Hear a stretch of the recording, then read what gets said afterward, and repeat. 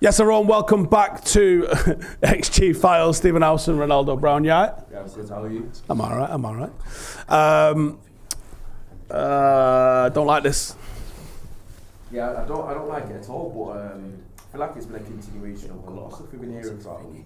Right, so you've got the full skinny on the on what's actually being said, yes, rather than a headline. You give me what's been said. So it has been reported, MEM takeover, a number of Manchester United players are starting to grow weary of Ten Hag's criticism. Just room sources have said that some players believe Ten Hag's favourites in the squad, so he's unprepared to single out some criticism, while it feels others are routinely rounded on Bayern. Deck, one sec, come here. Go on, carry on. Although Ten Hag has avoided publicly naming players who have committed errors, he's often highlighted the players' failures to follow rules after defeats. My mic's off, mate. Carry on. All right. Anyway, certain United players also feel they have been put in invidious positions to carry out Ten Hag's tactical instructions. Can you put it on Ronaldo a sec, please? As there is a feeling in the squad that his approach has been compromised by the indefinite absence of Antony. After the Bayern loss, Ten Hag criticised the ease which Leroy Sane bypassed Marcus Rashford before scoring the opening, and also the way that Musiala kind of casually strolled into the box. So, by the looks of things, we see there's some further quotes that we will get into what Ten Hag has actually mentioned literally, but these are mostly after the Bayern results in general. But it seems as though there's a little bit of there's a lot of discontent when it comes to certain players in the way that, in terms of Ten Hag being a little bit demanding of his instructions and demanding of what he actually wants and demands from players. Well, he criticised the ease at which Sane bypassed Marcus Rashford. Yes. Okay. And also, why Sane Marcus Rashford's man? Because I think maybe he doubled up. But doubling is I remember this goal vividly. Basically, Leroy Sane has received the ball. He's facing Reguilon and Rashford, and Sane's burst inside towards Rashford, and he's basically played it into Harry Kane. He's bounced it back to him, and Marcus Rashford's not tracked him. And then he's got a shot. If you're inside your box, you got to track the runners. Like, I've had an issue with that for the last 3 or 4 weeks with United, and that was one of the things that I was pointing out the most, is that we weren't transitioning hard at all. He also then talks about, Musiala's burst in the box. He's teed up Gnabry. Like, that one pissed me off the most, because there was just no one picking him up at all. Like. And how many times have United been caught on that same shit, where someone's gone to the byline, the defensive line's dropped back level with the ball, and then it's just exposed 10 yard of pass it to me, I'll score a goal. Yeah. Like, literally, it's not a carbon copy, but you saw the same issue against Brighton. Like, no one picking up runners on the edge of the box. It was the opposite side of the pitch. It doesn't matter. Someone's got to follow a runner inside the fucking box. Like, who playing football nowadays, and I don't give a shit if you're playing for us or United, right? Who nowadays doesn't think when someone goes to the byline, they're going to pull this back to the edge of the D or the penalty spot? It's either that or it's I think when a player gets to the byline, especially in that situation, I feel like there's only really 2 crosses on. Front post. I don't think he can even. I feel like it's difficult. I think front post is probably the least. But you'll see it. You'll see people smashing. I think it's more pull back or a little dink back post maybe. But I think the goals that we've conceded, it's a big bugbear of mine anyway. And I've said it to you quite a few times. And I feel like defenders now, especially when it comes to defending crosses in this instance, they have this kind of obsession with defending space. Yeah. Do you know what I mean? Because, as I said, coach told me, Tony, 18, he always routinely said, space has never scored a goal. He's right. But I think there's a time and a place for man marking. There's a time and a space for marking space, and not necessarily even marking space. I think sometimes defensive structures enough. So I've recorded my preview which is going out later on for the game tomorrow. Yep. And one of the things I was talking about is how the forward line of Burnley loves to rotate, loves to drop in deep, and overload that sort of central area. And I like a 9 that drops in deep. because if you've got free midfield versus free midfield, you pull your forward in when you're playing out, you're not usually going to see him tracked. The reason? Well, if my centre-half starts following nines into midfield, then I've been left. I'm only talking about those kind of. I feel like those kind of crosses. Interestingly enough, I think when Martinez first arrived, he was one of the only defenders that I saw do it from crosses, where it was crosses when or when wingers were in wide areas or bylines. He would always kind of vacate a zone and just latch onto a man that he felt like could get the ball. And I saw him do it, and I thought to me that's great defending, and it's very brave defending. Because I know sometimes if you're sitting in a bit of an area where it's dangerous, the edge of the 6-yard box or whatever, the ball can hit your head, and you can be in an area where you'll head it out anyway, because people just generally do cross into areas.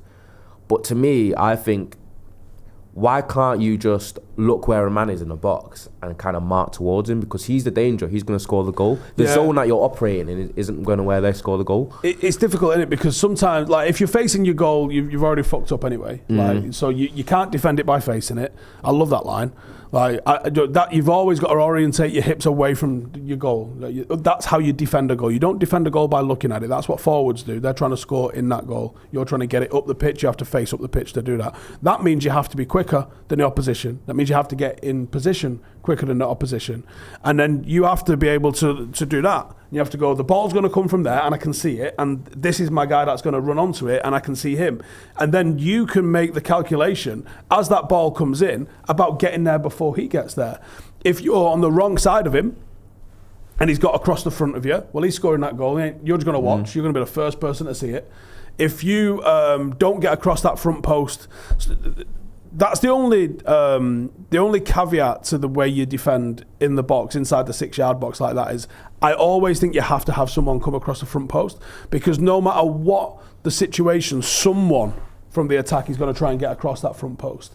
And because of the number of bodies that end up filling up a 6-yard box, if you're not the first to that front post, like if you're in the middle or at the back post, there's so many bodies that it has to go through to reach you, that you're asking for a little bit of luck that it reaches you. You're asking for a little bit of a mistake maybe for why it's got there. But a 5-yard pass towards the front post is such an easy one that you have to defend the front post. So the goalkeeper and you, like let's say I'm the goalkeeper, you're the near side defender. The goalkeeper's always going to try and get as close as he can to the post so he's not going to get beat at his near post, and then he's going to try and angle you this way. And then that's where you come in, and then you've got to go, right, okay, well, it shouldn't really go between me and the keeper. And then you've put a deflection on it backwards, so there's always this little window here now is defended. And that's where it is, and that's the most dangerous part. So that's the bit you've got to cover. And then if it goes past you, that's where you hope your midfield is dealing with it and coming in and getting around the penalty spot, looking for those runners. But if there's no one there, if there's a guy come across the front post and you've stepped in front of him and he's in between me and you now, and he's not getting it, don't worry about that. You've got to worry about the ones that are coming behind. Yep. That's the only caveat I would say to not marking a space. I think you mark a space at the front post. Otherwise, I think there's instances where you definitely are better suited to obviously being a bit more zonal, but I feel like you definitely have to look for your men. But even beyond that, I feel like most games this season, United are playing at a speed a little bit lower than everyone else. And I think players, it can't be a situation where just all of our players are completely unathletic, surely. But it seems that way. Whenever you play a team, it looks like most of their players seem like they're moving at a different speed and a different level of power than ours. Even the Musiala one, it's almost like he's just drifting past everyone into the box before he gets there. And you got Sane, who looked like he was... Go back to the Wolves game. Yeah. The Wolves game, we looked like we were playing literally on a different level. Against Wolves, United looked like they were under 12s and Wolves are under 14s. You know, that kind of... that physicality difference, and that's a concern to me, because people have been talking about how it looks like United players are not working hard and they're not showing enough effort. So there comes a point where I think Gary Neville said something similar. I'm looking at it for like, are these players just not got it? Are they just not capable? Are they not capable of that kind of work? Are they just not physically enough? Are they not physical enough generally? Are they just not capable? Are we being unfair to him? They're just not good enough? No, I don't think it is unfair. Yeah. I think you're looking at very talented footballers that have, whether or not this is a great United side or not, and it's not, they're still playing for Manchester United. Someone has still highlighted, scouted, selected, and paid for virtually all of these players. And I don't give a shit about the wages. I don't think the wages come into it when you're thinking about the technical aspects of, are they good enough, can they do this, that and the other, because they either can or they can't. Some things can be coached, but by and large you're looking at this level, you're looking at completed products, or you're buying a little bit of potential, but the guy's still complete product. And I would say like Højlund or someone like that is someone that's already got a lot of attributes that make him good enough, but there's also scope and potential for him to develop those things further and be a genuine world-class talent, probably. So, do I think that they're capable? Yes. And I think it's the mental side of what they're... Like, can Scott McTominay follow somebody into the box? Could he do that? Is that within his capabilities? Yep. Yeah, I would say it is. This is a guy that we know can put in 13, 14k shifts in midfield. So why 10 minutes after he's come off the bench is he getting ghosted in the box? Danny Welbeck, 10 years ago, was deemed surplus to requirements, put on a masterclass. And his recovery and his reaction after that heavy touch. McTominay looks like a player who's checked out, I think. Yeah. Also, on McTominay, by the way, that's a guy that, is he running... Is it 16-minute, 15-minute 5Ks? Yes. Mate, that is an athlete. That is Don't give me no shit about that. That was a mentality thing. That what you saw, that little clip from McTominay when he lost the ball and basically ambled back and didn't look arse. That is a man who has checked out, I believe. Contrast that to the clip that did the rounds when we signed Amrabat about him tracking Mbappe of all the fucking speed merchants in the world. Can you scroll them? Yeah, let's give that super chat. I'll have a look at that in a sec. But that is a mentality thing. Yeah. Because even slow players sometimes with a bit of grit about them will get there eventually. If someone else can delay him, you can get there and put a challenge in still. But there was no desire there whatsoever. It wasn't exactly fucking speed merchants running off you in the box. Gnabry was standing still. That wasn't like a late surge out of nowhere. He kind of moved over to his side. Like, he was there all the time. He didn't pop up and go, fucking hell, who was marking him? I don't know, but I think with the McTominay one, sometimes with the Eriksen one, people are saying, obviously, he might not be capable of it. He's never been the most physical. He's someone that apparently runs a lot, but he's just not very high tempo with his running, and I think it shows when he's next to a Casemiro. Whereas McTominay is what you've said; he's meant to be a 5k beast.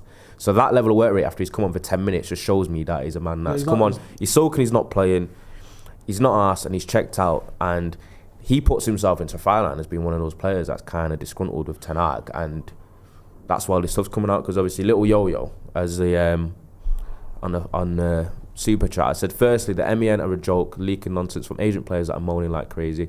Also, the article on the Nine is just taking a piss. I don't want to talk about that.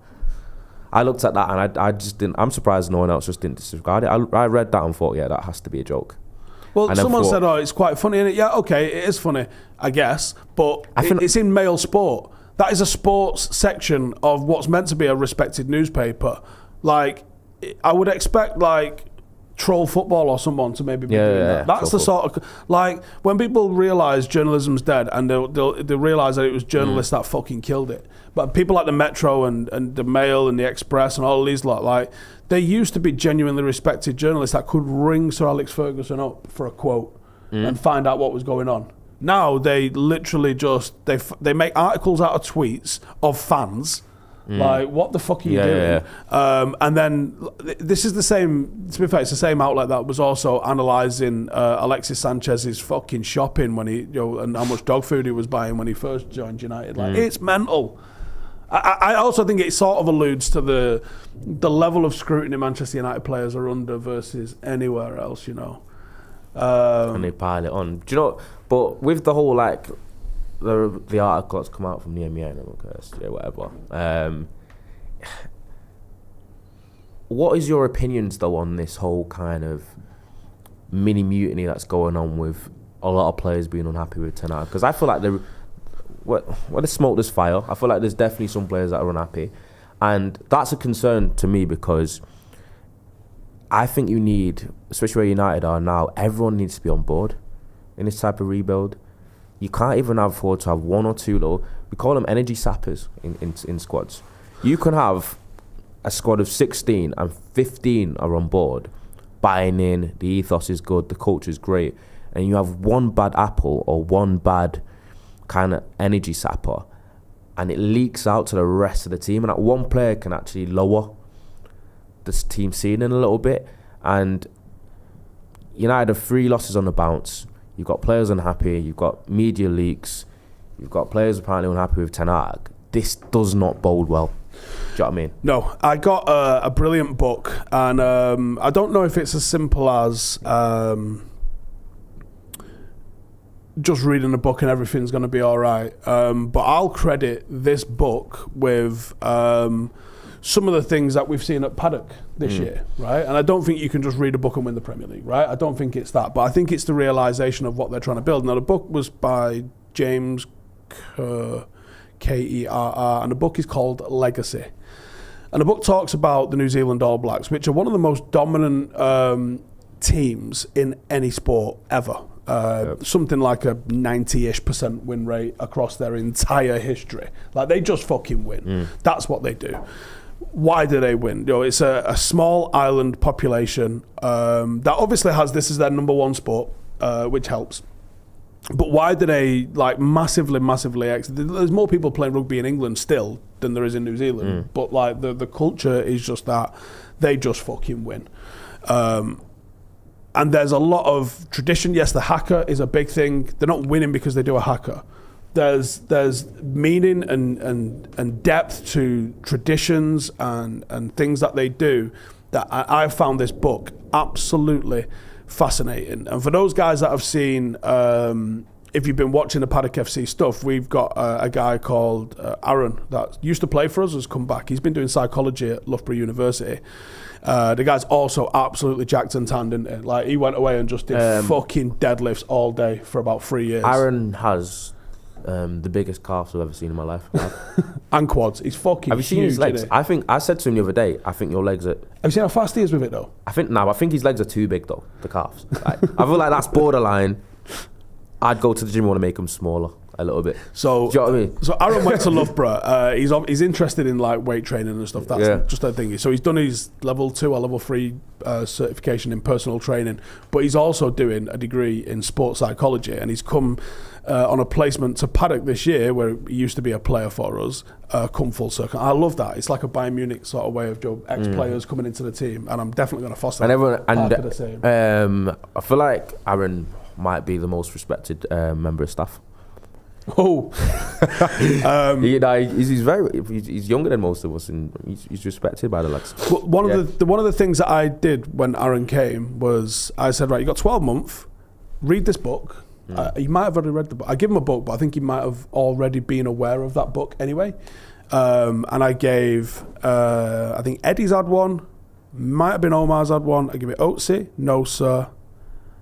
Maybe KO'd. I give this book to about 5 or 6 players. I've still got 5 more copies. I'd give it you, but you're not going to read it, are you? Yeah, see? And this book, Legacy, has got, I think it's 13 lessons. I'll just read the titles out of the different 13 13 lessons from the All Blacks in terms of what they... So I've got it in my notes because...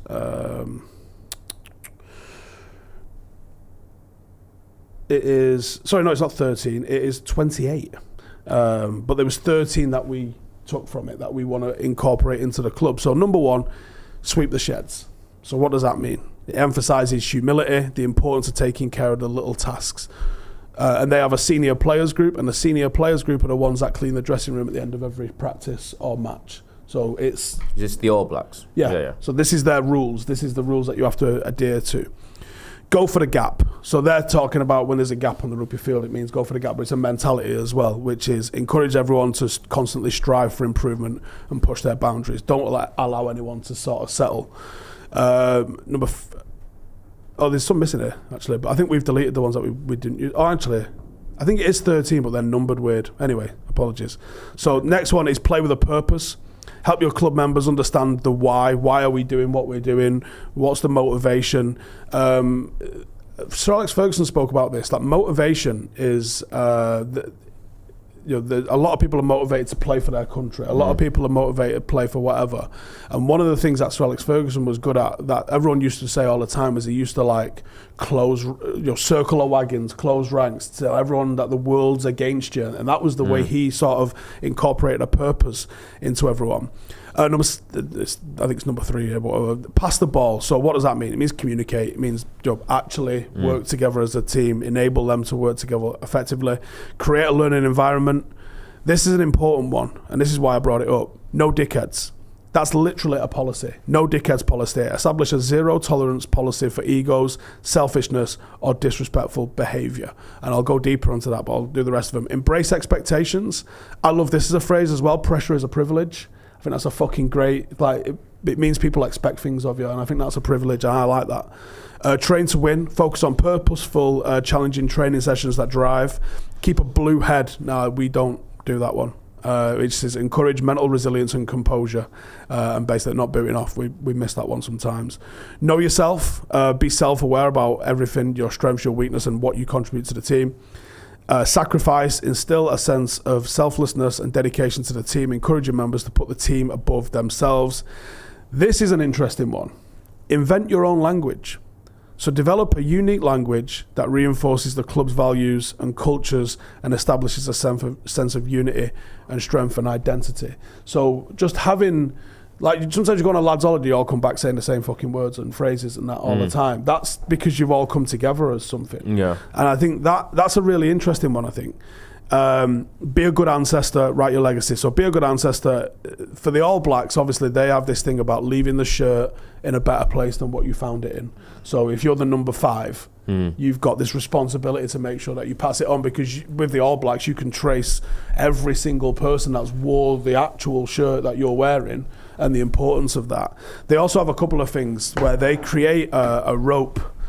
Every season they create a rope, and they have a colour of the opposition that they beat. So the Lions might be red, Ireland might be green, Scotland might be navy, France might be like royal blue. Whatever, like they create this rope, and the strands of the rope are made by wins. And then if it's black, because they lost.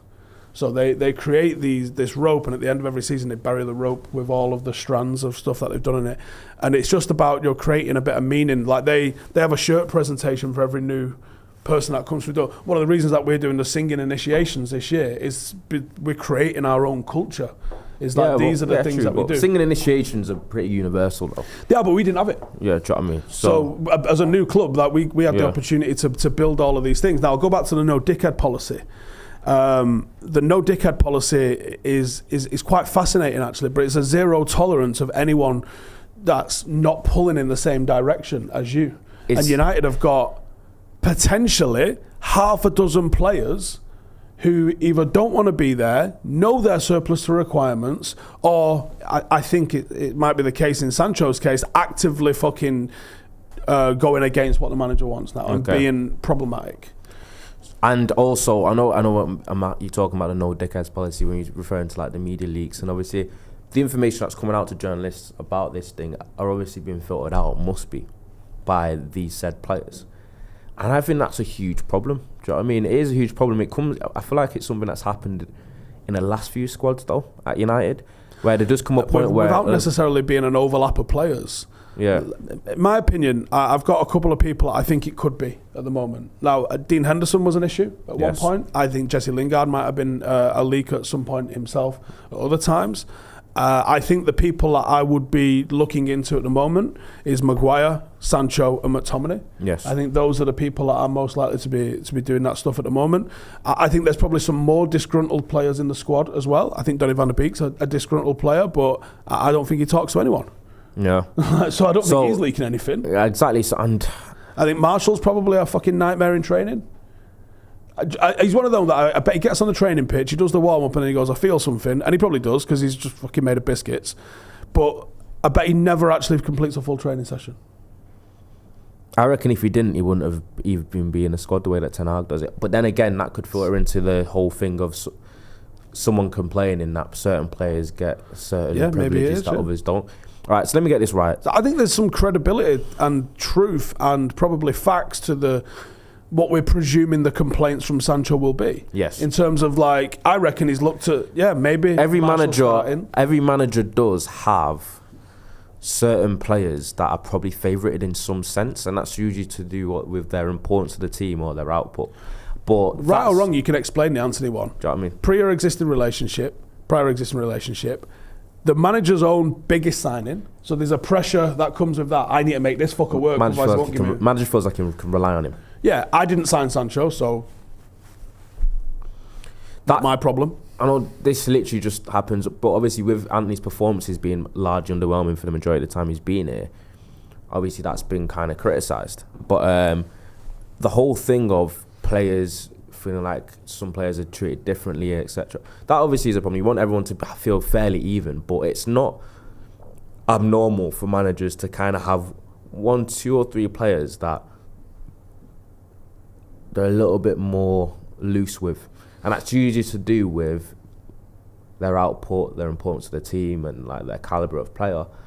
And maybe United aren't at the level or don't really have a player that's probably worthy of that. Because when I told you about like what players said about Aguero was like a legend at City, but apparently was shy in training, barely ever trained much, would always come out of training for like, I don't want to do it because my hammy's a little bit tight or whatever. Apparently he was one of those. But delivered on a match day. You got like Jamie Vardy at Leicester. Apparently Jamie Vardy at Leicester barely trained, like because of he was getting old and he was an explosive player, and Leicester pretty much only like wrapped him in cotton wool a little bit, and he'd only train like once, twice a week. Wouldn't have to do the same tempo as the rest of the players. But when he comes to a match day, he performs. That's normal. Well, Robin van Persie in the season, because I know he was here more than one season, but let's be honest, he wasn't. The season that he was so good, he was on an individual training program. So he might not have been involved in the 11v11s. He might not have been involved in squad runs. He might not have been involved in everything everybody else was doing. Rio wasn't as well. Like Rio played, I think he played 20 or started 26 games that season. Like there was a lot of times we was rotating in Johnny Evans when we could, or Chris Smalling when we could, possibly even Phil Jones when we could, because one, we had the players to do that, and it's like Rio misremembers, but I was like, you only used to play 1 game a week. He was like, no, I didn't. I'm like, well, you fucking did. Like, he's provable. Like, yeah. But he literally only used to play whichever the bigger game was that week. If it was Europe, it was Europe. If it was like Liverpool, City, whoever, he played in that one. He didn't play twice a week in that final in Fergie's final season, because Fergie was managing him. He would go, well, this is my important game. Let's get him and Vida out for this game, and then otherwise, Chris Smalling alongside Vida, not bad. Like that'd be fine. You didn't see Giggs every single week. I doubt Scholes had to do loads of fucking runs and gym work and stuff like that in his final couple of seasons. I reckon he was just like, nah, did you feel sharp? Yeah. Knock off then, go on. Yeah, exactly. And some, but I think you've got to earn that. You do have to earn that, and I don't know if we have any players that have earned that, and that might be the issue, because obviously we're underperforming. Because these leaks and these issues and these mentions wouldn't come out if United were winning. Because if United are winning and the players that, for example, Sancho's criticising, gets favourable treatment, are firing, then it's almost like it holds no weight. It's almost like adding fuel to the fire, because players are underperforming, United are losing. Players are probably thinking, if I'm getting kind of the brunt of criticism, why aren't you criticising him as well? Why are you criticising them as well? We're all losing together almost. But that's just the way it goes. Obviously, I'm getting to a couple of the super chats because I know they've been there a while. Yeah. Well, Joe, what? Let's have a word from our sponsor this week, and then we'll get into some of your questions and super chats on the other side. Right, lads, gather round. You have heard me banging on about Manscaped for ages, mainly discussing the virtues of a well-trimmed ball bag. But today we're going to move a little bit north, and something that you might have actually seen, my beard.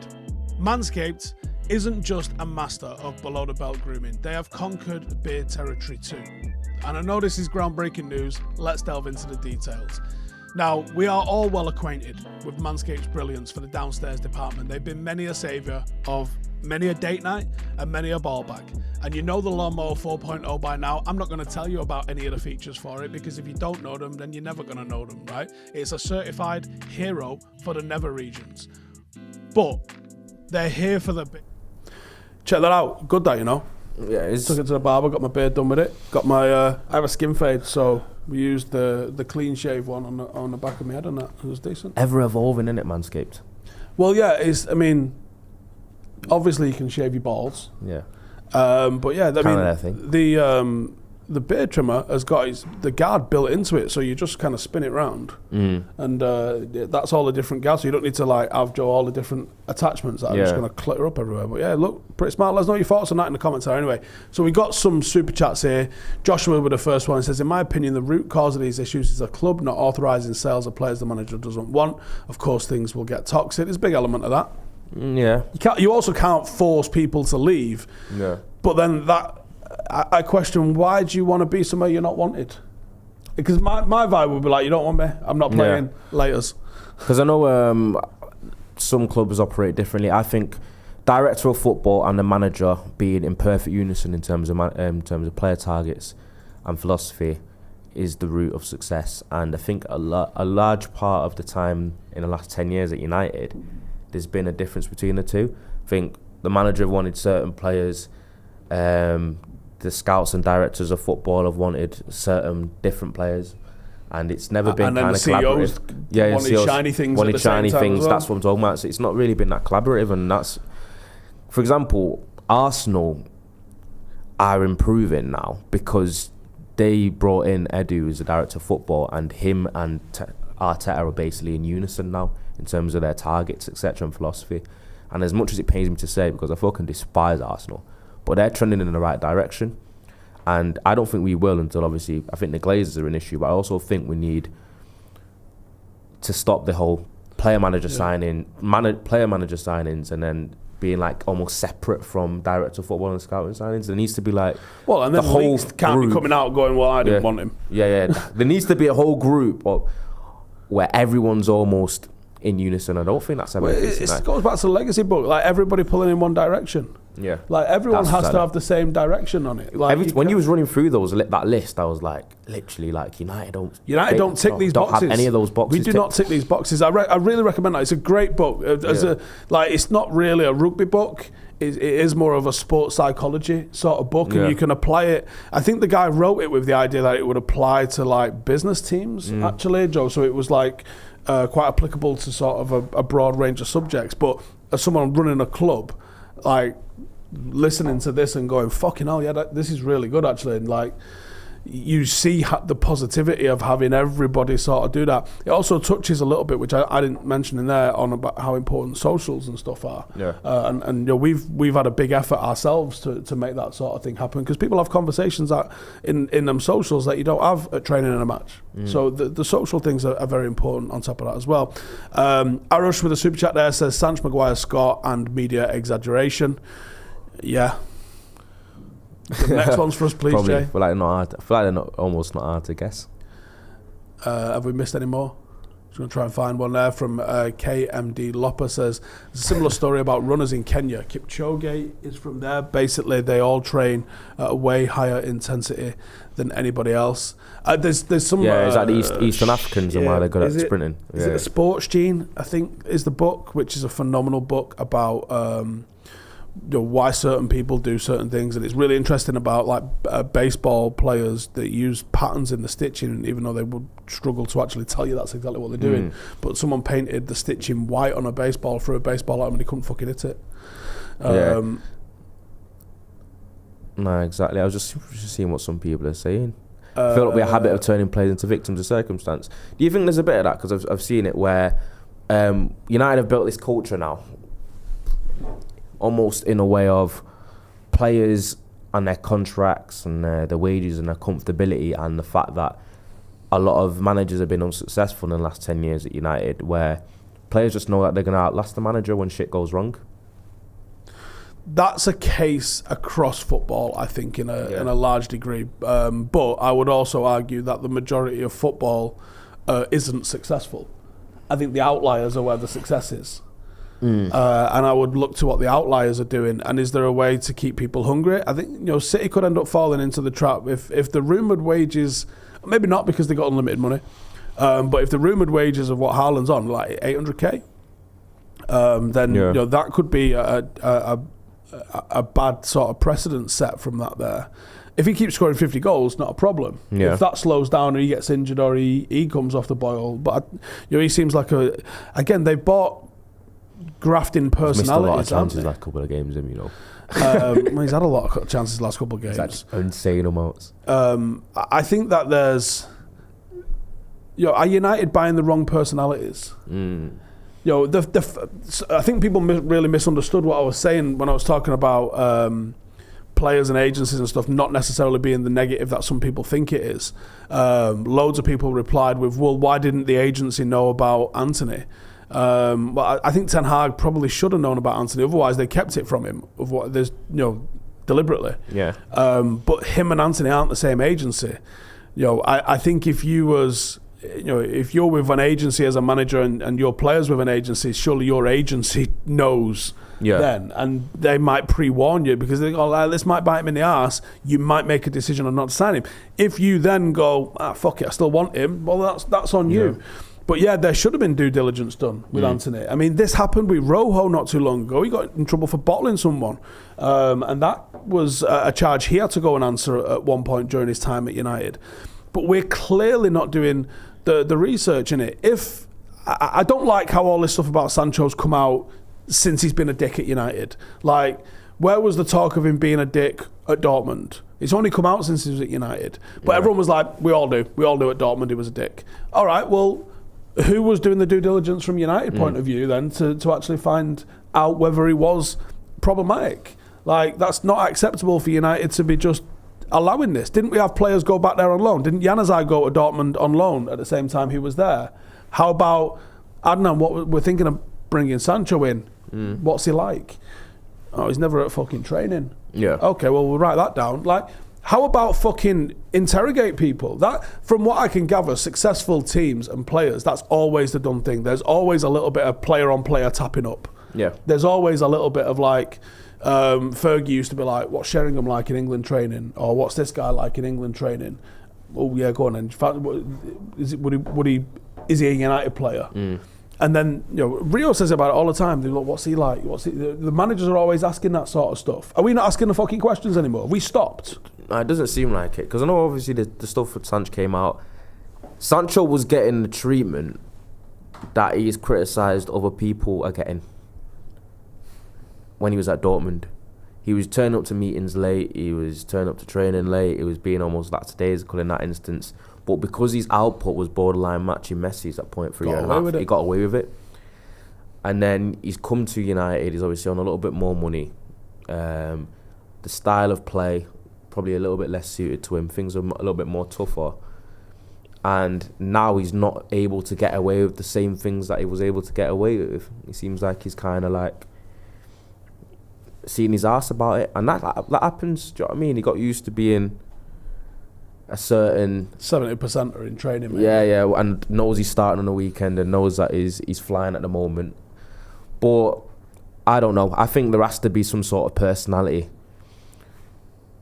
kind of analysis or whatever for players that we are signing. We need to build. But I feel like what's annoying though is I think we're repeating the same things year in year out though, because I think we talked about this character issue at United. We've spoke about it for how long now? Yeah, but we're spending 70 to 100 million on these players now, right? You're spending so much money on these players that United broke the market with the Antony signing. That's one. I think the only if there's a positive coming out of the Antony signing, and then what we paid for him, is that it kind of broke the transfer market for wingers for our rivals. Maybe it's not necessarily a positive because we probably still need to go and get one if his situation doesn't get sorted. Yeah. But like, when you look at some of the signings that we've had, so let's say Martinez, Bruno, Casemiro. Casemiro's legs are going, but I don't think there's an attitude issue with him in the slightest. I think he seems like a good character, a good trainer, professional. Casemiro's been asked to do the most that he's been asked to do in his career at a time when he's not at his peak. But do you know what I mean? That's the point I'm making is like, he is a professional. Yeah. So he puts out. Bruno, has there ever been any reproach about Bruno whatsoever? The only criticism people have got of him is he gives the ball away a bit too much and he's a bit of a whiner. Right, okay. Does anyone ever talk about him missing training, being late, or do they say he's the hardest worker in the gaff and he does extras? That's all you ever hear? Bruno's got mentality and he's he can obviously he's a little bit of a sulker. I think Bruno's a winner though, and that's important. I don't necessarily feel like he's 100% captain material though, Bruno.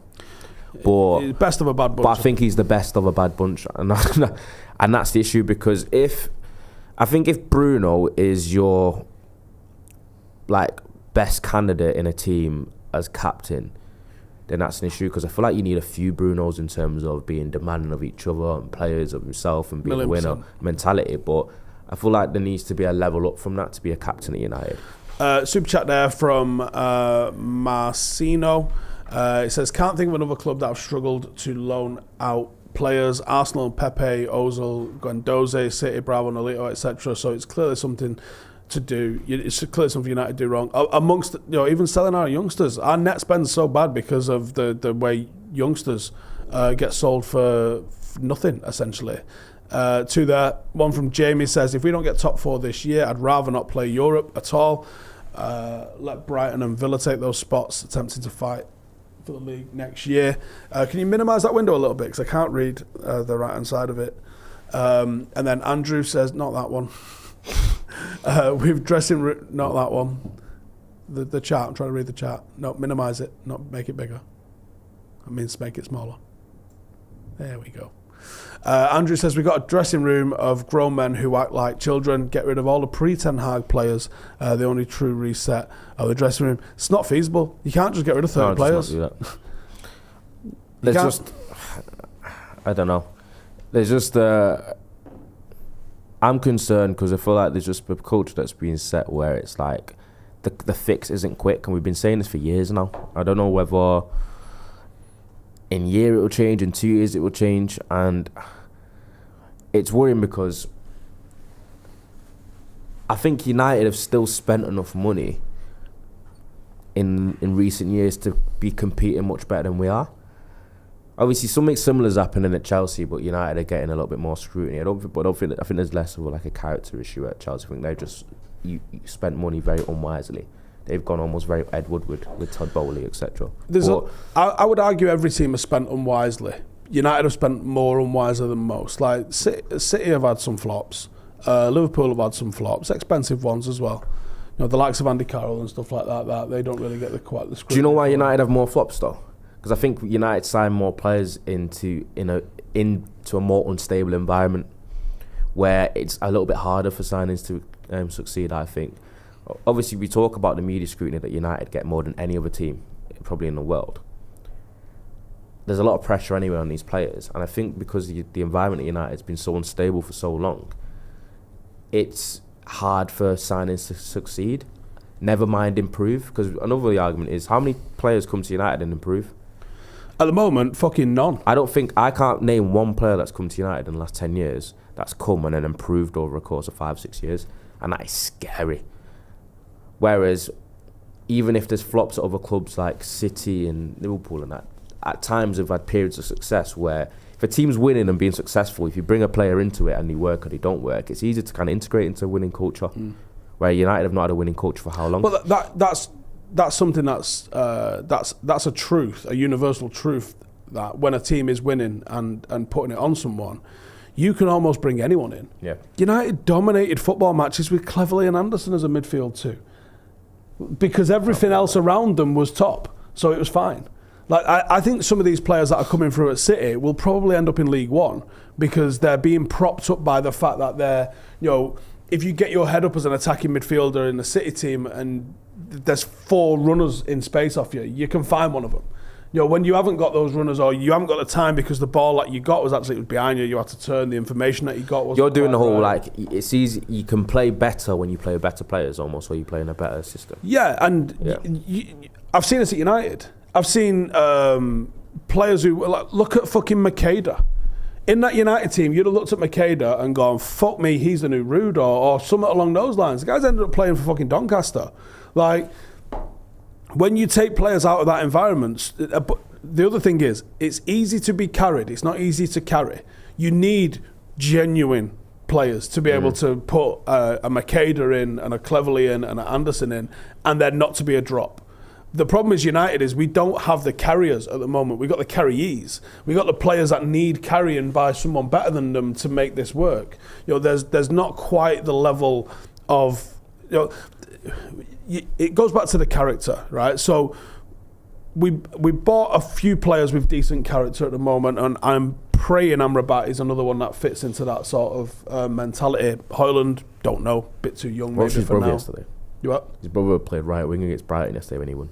For Erik, they beat Brighton 3-2. That's interesting. Not a lot of people talking about the fact that Brighton got fucking a lot of people talked about it. Yeah, I ain't seen it. I watched it. Brighton dominated the ball, but they were decent. They only get 2 penalties at the end as well. So it's 3-0 to the 90th minute. I think Erik Athens were decent though. But I think that's a different subject. I think Europa League and Europe, I think sometimes us English teams go into them competitions and kind of underestimate. Maybe. Because at the end of the day, they were Greek champions, so they're not going to be like shite. Do you know what I mean? But anyway. What's the point of making it? So, and character. You look back at some of the players that we'd signed, over the years, Wayne Rooney, he was never going to expect anything else out of Wayne Rooney. Patrice Evra, there was never going to be anything other than, you should be looking, can this guy be a captain? You probably need 5 or 6 in a team. When you go back to the last time United were the best team in the world, 2008, 2009-ish, it was probably 2008, let's be honest, when United were the best team in the world. Or even in 2009, I know Barcelona won the Champions League, but I think you play that game a few times and we win some of those. So I think it was quite level. I think by 2011 they'd overtaken. Was that the Wembley? No, that was Wembley was 2011. 2009 was Rome. Rome, okay. So I think if you go back to 2008, 2009, that sort of time, there were captains in the team. Now, you might not give Cristiano the armband, but no one was outworking him. In terms of his attitude, it is a little bit of a Bruno about him, like he's maybe comes across a bit selfish, a bit petulant at times, but no one's outworking him. And he's a massive asset in the team. We had the players that had the work rate as well. Because obviously you mentioned Beckham, but you mentioned like the Tevez, Rooney had more ability than 99% of the squad. And he ain't getting outworked. But he's working 10 times harder as well. Yeah. I think something vivid that people remember from that Champions League final against Chelsea in 2008 was when he tracked back all the way into the right-hand corner. Then he played the ball over the top. Dribbled out and then fired the ball all the way across the pitch. And then we won't score. Yeah, and then you have Owen Hargreaves, never getting outworked. So you've got players in there. Then he's supporting the likes of Paul Scholes, who's always getting outworked. But the quality that Paul Scholes is going to bring you, and the standard of play, and the knowledge and experience he's going to bring to being on the pitch. Yeah, let Owen Hargreaves do this guy's running all fucking day.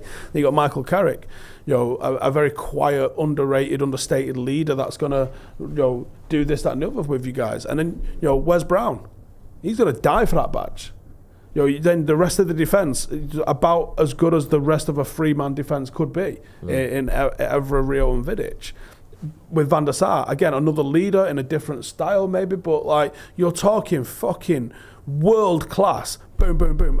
In every position, or at least in every sector of the team, there's world class, if not every player being world class. There's a world class player in defence, there's one at least in midfield, or there's one in the defence, one in attack. And all of them have got these standards. So when you drop, I'm trying to think who would have come off the bench in there. You drop a fucking Anderson and a Nani into there. It's not a problem because they've only got to do a very simple thing. These guys are taking all their thinking and decision making out of the team for them. Whereas now you look at the team and you're thinking, who's pulling you up? Who's pulling you up? Who's going, no, that's not fucking good enough. You need to fucking work harder. That's where we got to get to. And once we get to that, we'll have a chance. But while you're being outworked, never outworked is a great phrase, is a great philosophy and a great mindset. But Manchester United, when they've been their best, has always been a team with that sort of humble mentality of, we can probably play football, but no one's going to outwork us. That's our given. That's right the way through from Jimmy Murphy and Matt Busby through the Erik Howson and Sir Alex Ferguson teams is no one's ever going to outwork us. We are prepared to work harder than anybody else. The second you lose that, it don't fucking matter how good you are. Yep. Man, I fully agree, but I don't know. I just feel like we're a far way removed away from that. That's 15 years now. And it seems like it's not going to end anytime soon. But to be fair, I feel like if the right decisions are made, I think this has to be post-Glazer though. That's the unfortunate thing. That fucking pipe dream. Yeah. Now with a super chat says Ten Hag needs to go full LVG and play the kids. At the very least, they should give a shit and have the energy too. Alvin Labumba said, "Get rid of Bruno." None of us said that. I don't know who's saying that. Scroll down for us, please, Jay. Scroll down, please. To the bottom. Any more? One there from Augusta says Ten Hag turned United into Ajax 2.0 and people expect that. I really can't read this, Jay. Thank you. To find super chats, by the way, they just come up on top. You just click on. Yeah, they've been there that long that they've missed them. Ten Hag turned into Ajax 2.0 and people expect we dominate. Last 10 years, we signed 38 players. That's almost 4 teams. Glazer's not a prop. For starters, you might want to see how many of the likes of fucking Pep have signed alone. Like, he's signed some fucking outrageous number of players. And go and look at what Klopp alone has signed. How many first-choice players has Ten Hag actually signed? Casemiro, Martinez, Antony. Varane. Or was Varane before? No, Varane was before. Malacia was a backup, right? Then he signed Onana, Mount, Amrabat. Just click the L above it. So we've signed 6 players. 7, sorry, Højlund. Yeah. He signed 7 players. Cool. Yeah. We're on the way there, surely. But Lee Townsend says the problem players will be overshadowed by those who want to be there, like the new signings, Bruno Martinez. ETH has backing in this squad. He does, but again, you're naming 3-4 players. You need the whole 11 or 16 to be pulling in the same direction as Steve said. You can't just have 3. 3's not enough. Just one bad apple, one energy sapper, and the team doesn't work. I think you get away with 1 in a squad. In a squad, you can have 1 and everyone just goes, just fucking ignore it. It was a Mick Beale phrase that says you can't even have 1. He said energy sapper. But I don't know. Maybe you can get by with 1 if the rest of the team's good enough, but ideally you don't want any, do you? Yeah, I mean, it's funny. Well, man, you say you can get away with 1 dickhead, and like his idea of like 1 dickhead would have been like Ronaldo in 2008. Yeah. Where like he does his own thing, but this is you call one of the hardest working players off the pitch. Yeah, but that's what I mean. So he wouldn't be considered a dickhead, I don't think. But I think what he means, to put it in lay terms, really, is like you can have 1 selfish player. Yeah. But that selfish player is also going to score you 42 fucking goals, and no one's there before or after him every day. So like, shit, man, give me more players like that. So he by today's standard, he's not a dickhead, but maybe that just shows how things have evolved. Zay Axel says no manager can succeed under the Glazers. Wait and see what Ten Hag can do under proper owners before panic sacking. Problem is, it's the actual Glazers that might fucking bullet him. Ten Hag signed 8 players and the football looks exactly the same as Jose. Okay, mate, you football is dire. When he gets to another manager, will want to replace his. It looks nothing like Jose Mourinho's level of football. Like in structure, in execute, like it just doesn't. Like the results might, but like, are you watching games or are you just following them on teletext? Because it doesn't look exactly the same as Jose at all. Actually, we might have benefited from maybe trying to play like Jose a couple of times in the last 3 games. That might have helped. Anyways, I'm going to wrap it up. But if you'd like to go and check it out, like I said, Manscaped have got a beard trimmer in there. So you can get clean shaven with the one that I got my skin fade done with. And you can get the beard trimmer if you need to. Paul has got a chat that I need to reply to. And it says, Howson, why do you swear all the time? Kids listen to you, and I'm sure your own. My own's behind the camera, so shut the fuck up, for 1. 2, when you hear your kids swear, how you reprimand them, you can no need for it. For starters, I see my analytics. Less than 2% of my audience is under 18. For 2, shut the fuck up. How about that? I do what I want. This is a show for adults. My biggest demographic is 25 to 34. So just pull your fucking pants up and stop fucking crying. Okay? Bye-bye.